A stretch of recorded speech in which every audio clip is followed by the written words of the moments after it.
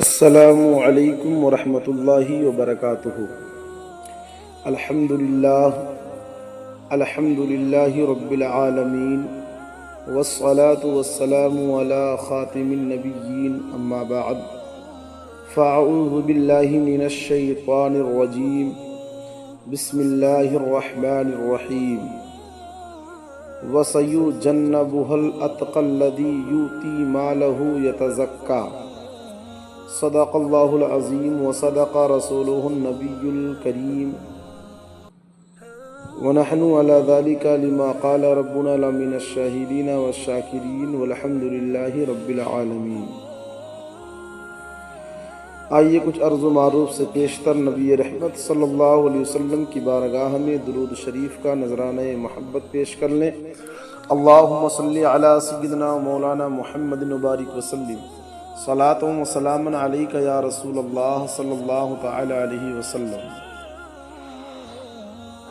اللہ تبارک و تعالی قرآن مجید کے اندر ارشاد فرماتا ہے وَسَيُجَنَّبُهَا الْأَتْقَى الَّذِي يُؤْتِي مَالَهُ يَتَزَكَّى، جس کا ترجمہ یہ ہے کہ اور عنقریب سب سے بڑے پرہیزگار کو اس آگ سے دور رکھا جائے گا جو اپنا مال دیتا ہے تاکہ اسے پاکیزگی ملے۔ آج یہ اسلامی سال کا چھٹا مہینہ یعنی جمادی الاخری جاری و ساری ہے۔ اس ماہ مبارک کی 22 تاریخ کو دنیا بھر میں یوم صدیق اکبر منایا جاتا ہے۔ الحمدللہ حضرت ابو بکر صدیق رضی اللہ تعالی عنہ مسلمان کے پہلے خلیفہ ہیں۔ آپ کا نام پاک عبداللہ ہے اور کنیت ابو بکر ہے اور لقب صدیق و عتیق ہے۔ حضرت صدیق اکبر رضی اللہ تعالی عنہ کا تعلق قبیلہ قریش سے ہے۔ 7ویں پشت میں جا کر آپ کا شجرہ نسب رسول اکرم نور مجسم صلی اللہ علیہ وسلم کے خاندانی شجرے سے مل جاتا ہے۔ آزاد مردوں میں حضرت صدیق اکبر رضی اللہ تعالی عنہ نے سب سے پہلے ایمان قبول کیا، اور صدیق اکبر رضی اللہ تعالی عنہ کی وہ ذات ہے کہ جو تمام غزوات میں شریک ہوئے، صلح و جنگ کے تمام فیصلوں میں اپنے حبیب، دلوں کے طبیب، رحمت عالم صلی اللہ علیہ وسلم کے وزیر بن کر زندگی کے ہر موڑ پر حضور کا ساتھ دے کر جانثاری کا حق ادا کیا۔ 2 سال 7 مہینہ مسند خلافت پر رونق افروز رہے۔ صدیق اکبر رضی اللہ تعالی عنہ نے 22 جمادی الاخری 13 ہجری کو وفات پائی، اور آپ سبز گنبد میں اپنے یار غار، رسولوں کے تاجدار، نبی رحمت صلی اللہ علیہ وسلم کے پہلو مبارک میں آرام فرما ہے۔ سبحان اللہ۔ جو یار غار محبوب خدا صدیق اکبر ہیں، وہی یار مزار مصطفیٰ صدیق اکبر ہیں۔ سبھی اصحاب سے بڑھ کر مقرب ذات ہے ان کی، رفیق سرور ارض و سما صدیق اکبر ہیں۔ حضرت ابو بکر صدیق رضی اللہ تعالی عنہ غار ثور میں بھی نبی کریم رؤوف و رحیم صلی اللہ علیہ وسلم کے ساتھ تھے، اور اب مزار شریف میں بھی رحمت عالم صلی اللہ علیہ وسلم کے ساتھ ہیں۔ سارے صحابہ کرام علیہم الرضوان سے بڑھ کر شان والے صحابی اور آپ صلی اللہ علیہ وسلم کے ساتھ رہنے والے صحابی صدیق اکبر رضی اللہ تعالی عنہ ہیں۔ سبحان اللہ۔ امیہ بن خلف جو مکے کا ایک بڑا غیر مسلم تھا، واقعہ مشہور ہے کہ صحابی رسول حضرت بلال حبشی رضی اللہ تعالی عنہ اس کی غلامی میں تھے، اور یہ آپ پر انتہائی ظلم کیا کرتا تھا۔ انہیں تپتی ہوئی گرم ریت پر لٹا دیتا، اوپر وزنی پتھر رکھ دیتا، اور عرب کی گرمی، چلچلاتی دھوپ حضرت بلال حبشی رضی اللہ تعالی عنہ کا جسم مبارک جھلس کر رہ جاتا۔ امیہ کہتا اکفر محمدن، یعنی اے بلال محمد صلی اللہ علیہ وسلم کا انکار کر دو، ان کے لائے ہوئے دین سے پھر جاؤ۔ اس کے جواب میں حضرت بلال حبشی فرماتے احد، احد کا لفظ استعمال فرماتے، یعنی اللہ ایک ہے، اللہ ایک ہے، اسی کے نعرے لگاتے اور بدبخت امیہ کا سینہ جلاتے۔ ایک دن حضرت بلال حبشی رضی اللہ تعالی عنہ کے ساتھ یہی برتاؤ کر رہا تھا کہ حضرت ابو بکر صدیق کا یہاں سے گزر ہوا۔ آپ رضی اللہ تعالیٰ عنہ نے فرمایا اے امیہ، کیا تم بلال کے معاملے میں اللہ پاک سے نہیں ڈرتے؟ امیہ بولا ابو بکر آپ ہی نے اسے بگاڑا ہے، اگر اسے بچانا چاہتے ہو تو بچا لیں۔ حضرت ابو بکر صدیق نے فرمایا مجھے منظور ہے۔ آپ نے حضرت بلال رضی اللہ تعالی عنہ کو بھاری قیمت سے خرید کر آزاد کر دیا۔ اس واقعے سے متعلق 30ویں سپارے کی ایک مختصر سورت سورہ لیل نازل ہوئی، اور اس سورت میں اللہ پاک نے جنتی صحابی حضرت ابو بکر صدیق رضی اللہ تعالی عنہ کی شان و عظمت بیان کرتے ہوئے فرمایا وَسَيُجَنَّبُهَا الْأَتْقَى الَّذِي يُؤْتِي مَالَهُ يَتَزَكَّى، اور عنقریب سب سے بڑے پرہیزگار کو اس آگ سے دور رکھا جائے گا جو اپنا مال دیتا ہے تاکہ اسے پاکیزگی ملے۔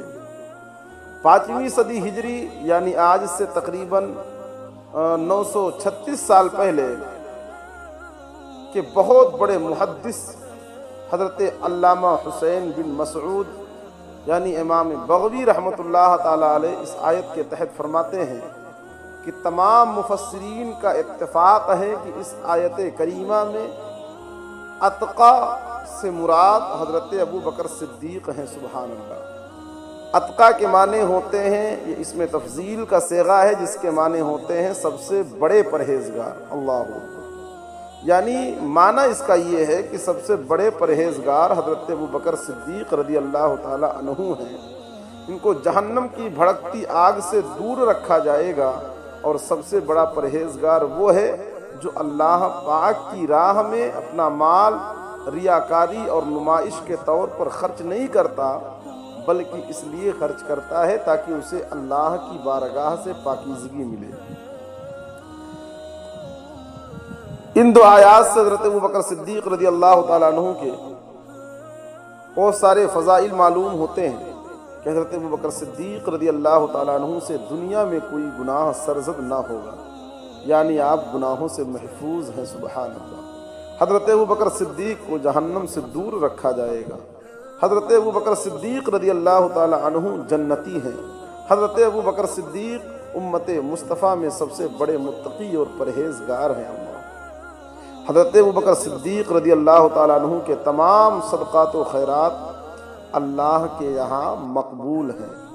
حضرت ابو بکر صدیق رضی اللہ تعالی عنہ اعلیٰ درجے کے اخلاص والے ہیں کہ آپ کے اخلاص کی گواہی اللہ تبارک و تعالی نے دی ہے۔ سبحان اللہ۔ اب جس کی گواہی، جس کے پاکیزگی کی گواہی اللہ رب العزت دے دے، پھر اس کے پاکیزگی کا عالم کیا ہوگا۔ حضرت ابو بکر صدیق رضی اللہ تعالی عنہ کے اخلاص کی گواہی حضرت سعید بن مسیب رضی اللہ تعالی عنہ فرماتے ہیں کہ جب حضرت ابو بکر صدیق نے حضرت بلال کو خرید کر آزاد کیا تو قریش بولے ضرور بلال نے ابو بکر پر کوئی احسان کیا ہوگا، اس لیے ابو بکر نے بلال کو خرید کر آزاد کیا۔ اس پر اللہ تبارک و تعالی نے ارشاد فرمایا وَمَا لِأَحَدٍ عِنْدَهُ مِن نِعْمَةٍ تُجْزَى، اور کسی کا اس پر کچھ احسان نہیں جس کا بدلہ دیا جانا ہو۔ سبحان اللہ۔ یعنی حضرت ابو بکر صدیق کا حضرت بلال کو آزاد کرنا اللہ پاک کی رضا کے لیے ہے، کسی کے احسان کا بدلہ نہیں ہے، اور نہ ان پر حضرت بلال رضی اللہ تعالی عنہ وغیرہ کا کوئی احسان ہے۔ اب ذرا دیکھیں فضیلت کا معیار کیا ہے، تقویٰ کسے کہتے ہیں، تقویٰ کا معیار ہے کیا چیز، اور حضرت ابو بکر صدیق رضی اللہ تعالی عنہ کتنے بڑے متقی ہیں۔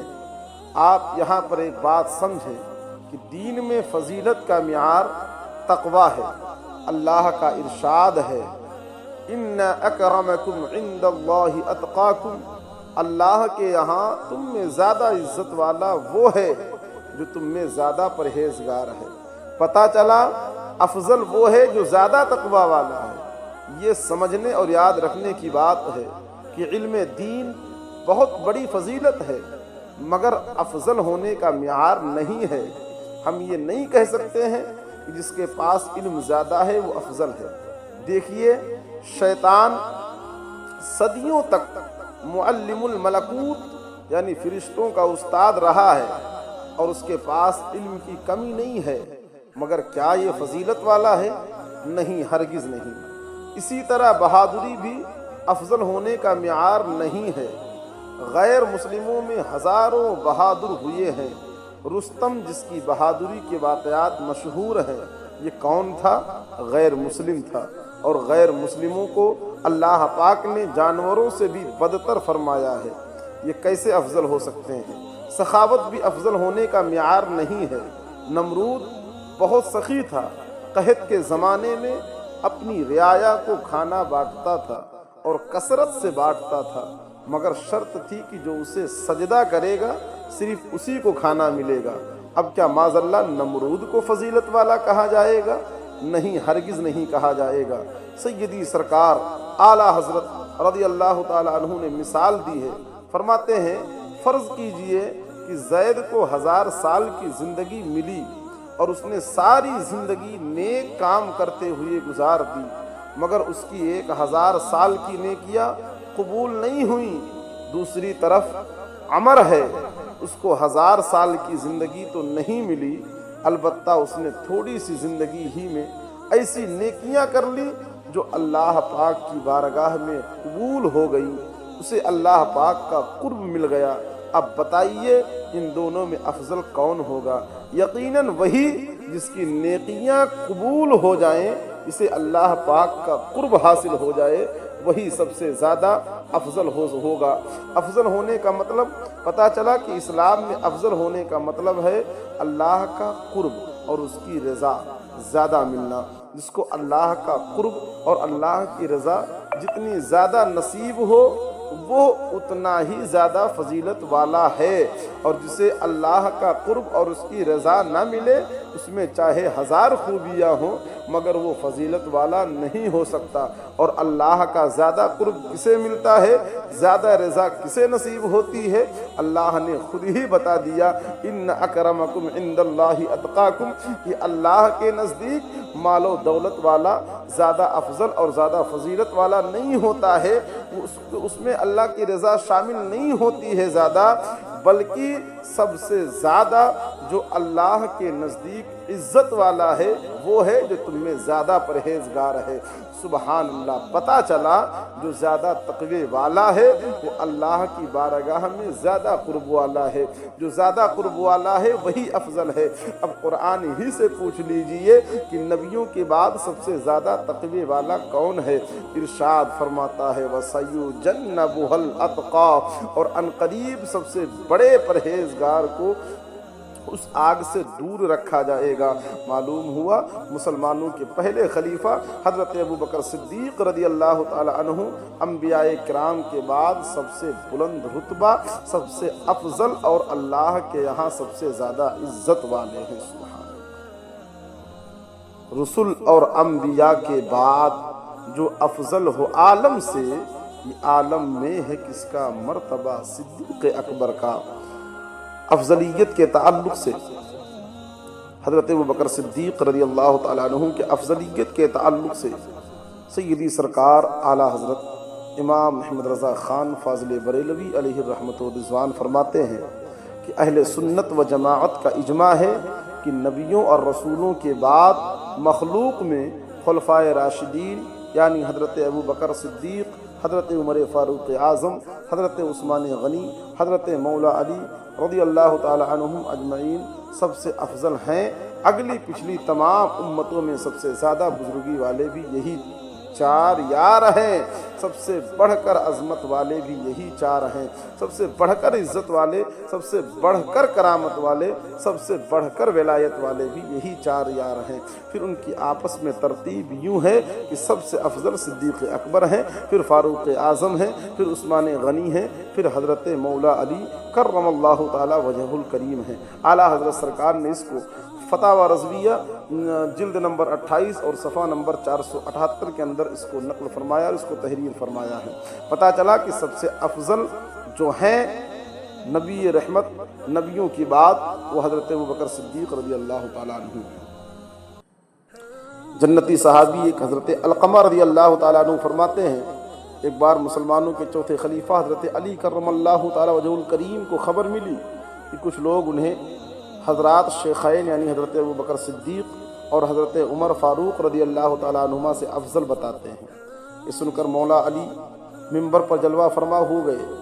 आज के जो अपने आप को मौलाई कहते हैं, उन्हें इससे सबक हासिल करना चाहिए और उनसे उनको सीखना चाहिए कि उस दौर में भी हज़रत मौला अली के पास ये खबर पहुँची थी कि कुछ लोग थे जो हज़रत शेखैन को अफजल बताते थे।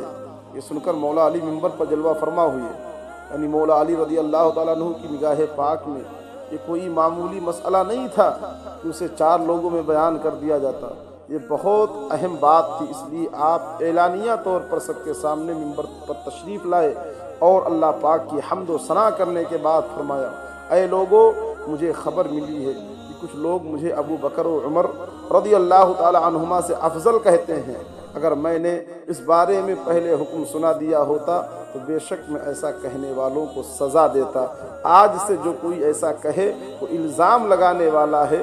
आज के बाद में जिसे ऐसा कहते सुनूंगा उसे इल्ज़ाम तराशी की सज़ा यानी अस्से कोड़े लगवाऊंगा। फिर फरमाया, बेशक नबी रहमत शफ़ी उम्मत सल्लल्लाहु अलैहि वसल्लम के बाद उम्मत में सबसे अफजल अबू बकर हैं, उनके बाद हज़रत उमर फ़ारूक़ आज़म हैं रज़ी अल्लाह ताला अन्हु। सुबहान अल्लाह। ये हैं मौला अली करमल्लाहु ताला वजहुल करीम। हज़रत अबू जुहैफ़ा रज़ी अल्लाह ताला अन्हु सहाबी रसूल हैं। आप हज़रत मौला अली करमल्लाहु ताला वजहुल करीम के बहुत करीबी थे।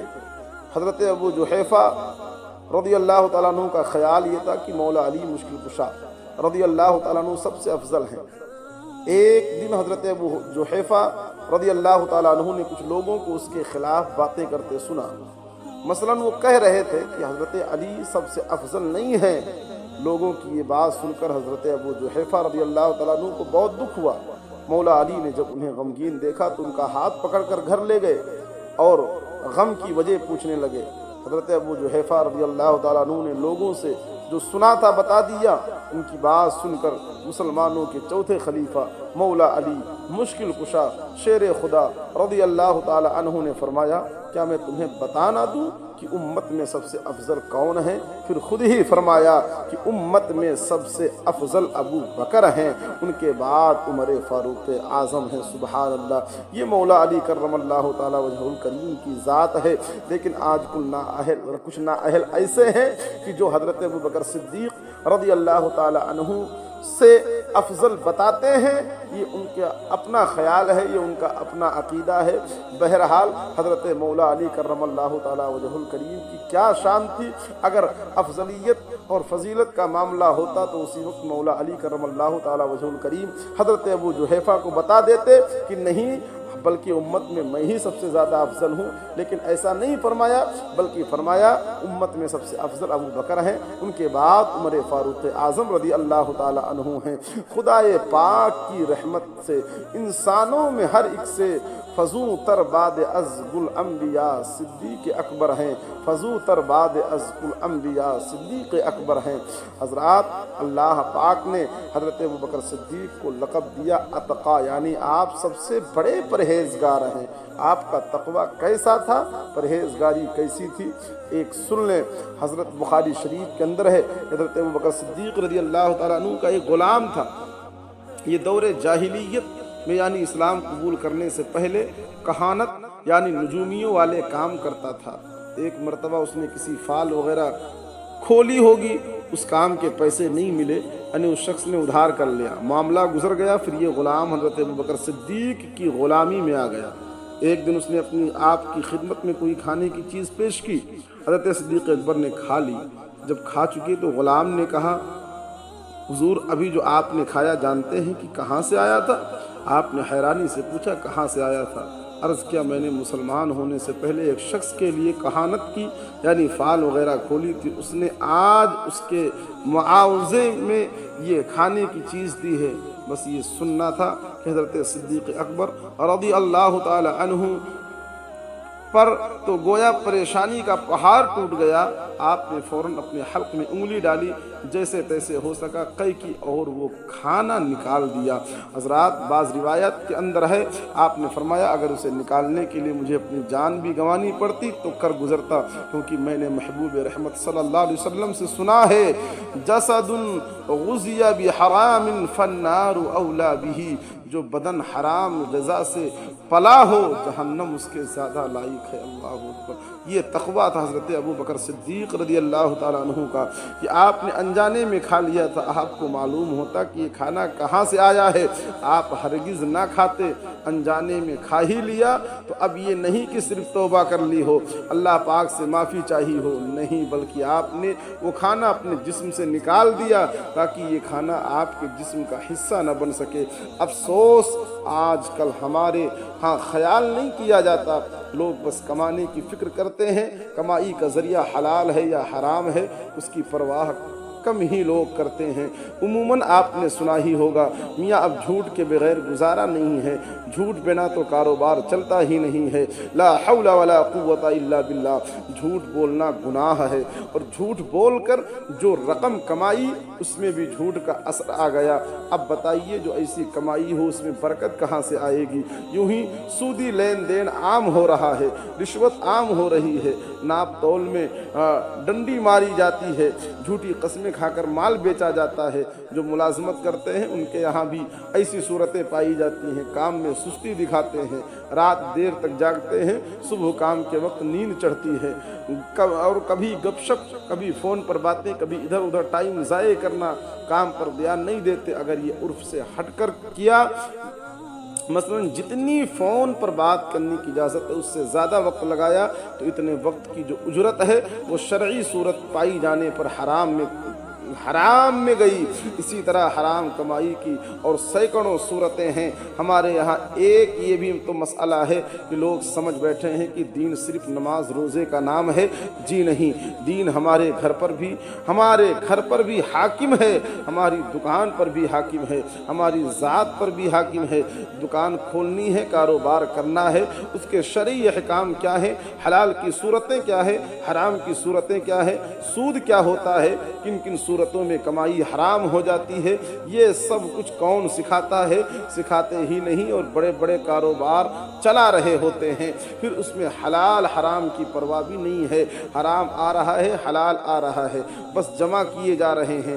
اللہ پاک ہمیں حرام کمائی سے محفوظ فرمائے۔ ہمیں یہ چیز سیکھنی چاہیے کہ حرام کیا ہے، حلال کیا ہے۔ میں بس ایک بات بتا کر کے اپنی گفتگو کو ختم کر رہا ہوں۔ حضرت بایزید بستامی رحمۃ اللہ تعالیٰ علیہ بہت بڑے ولی اللہ ہوئے ہیں، بہت عبادت گزار تھے، آپ کئی سال تک عبادت کرتے رہے، مگر عبادت میں لذت نہیں ملی، قرب الہی کے دروازے نہیں کھلے۔ پریشان ہو کر امی جان کے پاس آئے، انہیں اپنی پریشانی بتائی۔ امی اب ماں بھی تو بایزید بستامی رضی اللہ تعالیٰ عنہ کی تھی نا، کوئی عام شخصیت تو نہیں ہوں گی۔ خیر، ماں نے غور کرنے لگی کہ آخر کیا وجہ ہے، کچھ تو کمی ہے جس کی وجہ سے عبادت میں لذت نہیں مل رہی ہے۔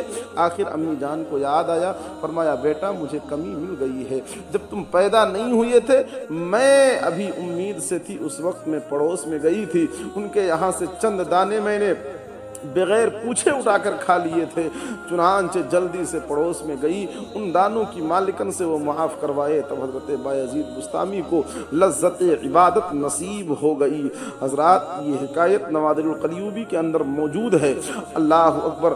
اندازہ کیجئے، اپنے پیٹ میں شبہ والا لقمہ پہنچانے کا کتنا نقصان ہے، مگر افسوس ہم کم سوچتے ہیں۔ اللہ پاک ہم سب کو حلال کمانے، حلال ہی کھانے اور ہمیشہ حرام کمائی سے بچتے رہنے کی توفیق و رفیق عطا فرمائے۔ اللہ قرآن میں فرماتا ہے وَأَكْرَمَكُمْ عِندَ اللَّهِ أَتْقَاكُمْ۔ حضرات مسلمانوں کے پہلے خلیفہ حضرت ابوبکر صدیق جب خلیفہ بنے تو آپ خلافت کی ذمہ داری فی سبیل اللہ نبھانا چاہتے تھے، مگر حضرت عمر فاروق اعظم نے زور ڈالا کہ اگر خلیفہ ہی کمائی وغیرہ میں مصروف رہے گا تو مسلمانوں کے معاملات کون دیکھے گا۔ حضرت عمر فاروق اعظم کی مشاورت سے صدیق اکبر کا وظیفہ مقرر کیا گیا۔ وظیفہ بھی کتنا تھا؟